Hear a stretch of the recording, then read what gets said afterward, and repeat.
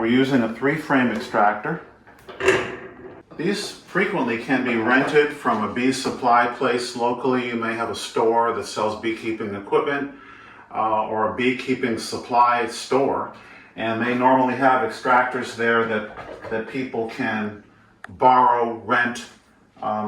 If you belong to a bee club, sometimes a club has an extractor that you can sign out and use, so that you can have access to an extractor that way without spending $400 or $600 or more on a fancy extractor. Here we are standing at the extractor with a frame that we have just uncapped, and I can see droplets of honey dripping off this already. And we're going to lower this down into the extractor. You may find that whatever extractor you use is going to vary in terms of the baskets, how they're going to hold these frames. I'm lowering this down in, utilizing the end of the top bar here to secure it loosely in that basket below. All right, now we're going to spin this, but we'll remember that there's honey on both sides of this comb. And if we spin it really hard, the honey on the inside of the comb is going to push its way out and break this comb. So we're going to do a very light spin, and we're going to get some of the honey out on the outside, and then we're going to reverse the combs so that we don't have any breakage. So we're not going to spin this very hard at all. That's enough for now. We're going to keep spinning it, but we're not going to spin it long and hard.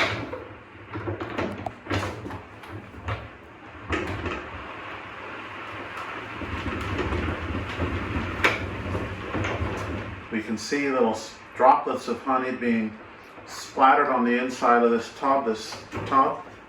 You can see that honey coming out. All right, now we're going to stop this completely and reverse it. We look down in these cells and we're finding that a lot of them are empty. There are droplets of honey still on this side of the frame, but many of those cells are empty, which is what we're looking for. We want to lighten that so there isn't going to be a lot of force pushing that comb from the other side. This one is loaded with honey. We want to extract that. This one is quite empty, and that's the one that was on the outside during our last spin. So we reverse these little frames. All right, we're going to give this a good hard spin. We don't have quite the weight on the back now to worry about. Good hard spin a couple of times. Now when we're coming to the end of that spin, I think it's worth a look down inside to find out what kind of results we're getting. Because we can see that there's honey accumulating in the bottom of this extractor. And now we're going to do a heavier spin on the first side to make sure that whatever we missed on that side is recovered. And what do we do with the box once we've extracted the honey? You put the box right back on the beehive, the bees will lick that clean, and they will love you for it.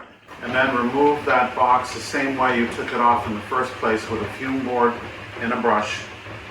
That's a method that we used before, and it's an effective one.